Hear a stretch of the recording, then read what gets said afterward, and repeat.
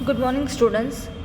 आज हम ऑनलाइन में अब स्टार्ट करेंगे हमारा आगे का चैप्टर जो हमने ऑफलाइन में कंप्लीट किया था थोड़ा बहुत।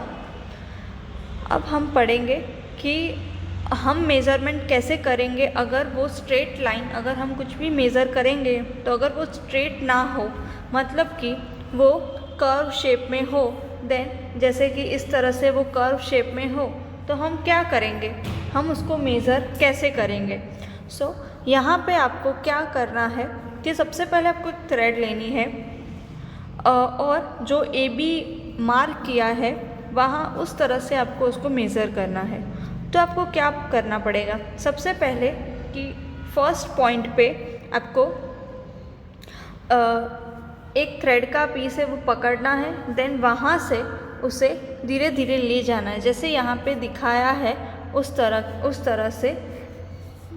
जैसे सपोज़ यहाँ पे मैंने मार्क किया और यहाँ से ये पूरा इस तरह से ये ए है और ये बी है, इस तरह से है 2 पॉइंट। अब हमें इसे मेज़र करना है तो क्या करेंगे, हम एक थ्रेड लेंगे।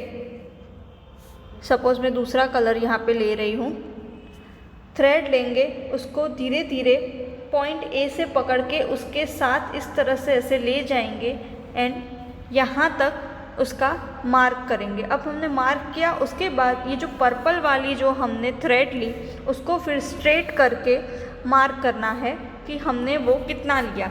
जैसे यहाँ फिगर में बताया है उस तरह से आपको 2 हाथ से पकड़ के ऐसे मेज़र करना है। फिर आप पता लगा सकते हो कि कैसे उसका मेज़रमेंट आएगा। सभी मेज़रमेंट स्ट्रेट नहीं होते, कई होते हैं जो ऐसे कर्व होते हैं, कर्व लाइन होती है। हमें इसका मेज़रमेंट इस तरह से करना होता है। उसके बाद stretch the thread along a metre scale, measure the length between the knot in the beginning and the final mark. उसके बाद आपको एक मेज़र स्केल लेनी है और जो हमने दूसरी पर्पल वाली जो थ्रेड ली थी उसका हमें स्ट्रेच करके उसका मेज़रमेंट लिखना है। इस तरह से हमें लेंथ ए बी जो कर्व थी उसका हमें मेज़रमेंट मिल जाएगा। ऐसे सारे मेज़रमेंट में हमें ज़्यादा केयर रखनी पड़ती है एंड हमें इसके लिए स्टैंडर्ड मेज़रमेंट चाहिए। मतलब जैसे हमने आगे देखा कि सेंटीमीटर, मीटर, उस तरह से हमने स्टैंडर्ड यूनिट्स निकाले थे, इसी तरह से इसमें भी हमें निकालना पड़ेगा। अब हम दूसरा टॉपिक देखेंगे, that is moving thing around us. काफ़ी ऐसी थिंग्स है जो मूविंग है एंड काफ़ी ऐसी है जो स्टेडी है। अब हम कैसे पता लगा सकते हैं कि वो मूविंग है या नहीं। सबसे पहले आपको क्या करना है कि पहले तो सारी लिस्ट बनानी है कि कौन सी चीज़ें हैं वो मूविंग है एंड कौन सी है वो मूविंग नहीं है।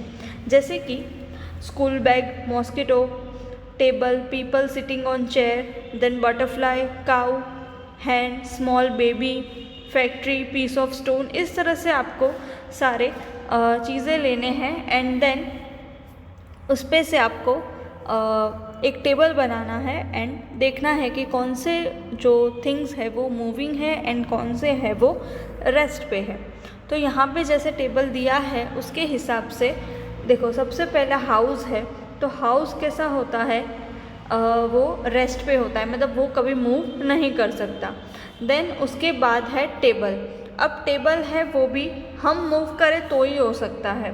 देन क्लॉक भी एक जगह पे ही रहती है, पर अगर मैं ऐसा बोलूँ कि उसके जो एरो होते हैं, हैंड्स होते हैं, वो मूविंग है, पर क्लॉक है वो स्टेडी है या तो रेस्ट पे है। Then a flying bird, then second hand of clock, ये रहा, ये सब है वो कैसे है, सारे मूविंग है।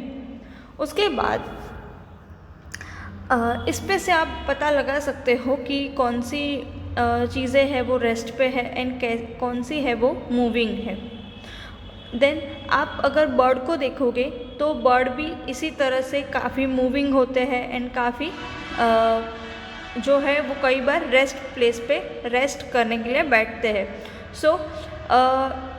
वो भी एक तरह से मूविंग ही होता है।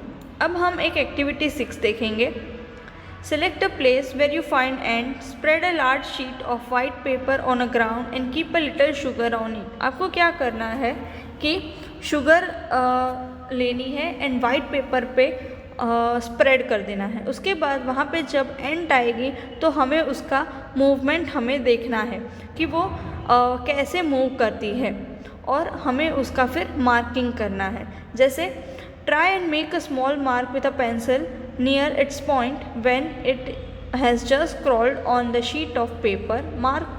Keep marking its position after few seconds as it move along on the sheet of paper. देखो क्या करना है, सपोज़ यहाँ पे मैंने एक लिया है पीस ऑफ पेपर, इस पे मैंने इस तरह से ये सारे शुगर के पीसीस रखे हैं।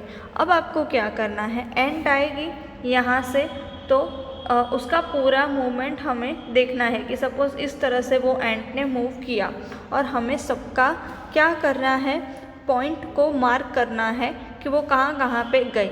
उसके बाद उसे कनेक्ट करना है पेंसिल से ड्रॉ करके कि वो कहाँ कहाँ पे मूव किया। हमें इस पे से एंट है उसका डायरेक्शन पता चलेगा। देखो जैसे यहाँ पे दिखाया है उस तरह से। Each point you have mark show where the ant move to in the interval of few second. So इस एक्टिविटी पे से हमें समझ में आएगा कि motion seems to be some kind of change in position. यानी मोशन क्या होता है कि हमारा जो पोजीशन, सपोज हम यहाँ पे खड़े हैं, फॉर एग्ज़ाम्पल यहाँ पे मैं खड़ी हूँ और मैंने थोड़े सेकेंड का मूवमेंट किया और यहाँ पे आई, तो ये चेंज हुआ जो इतना, ये हमारा जो चेंज हुआ that is called motion. It means कि some kind of change in position, हमारी पोजीशन में जो चेंज आता है दैट इज़ कॉल्ड मोशन। अब आगे का हम नेक्स्ट वीडियो में देखेंगे। तब तक थैंक यू।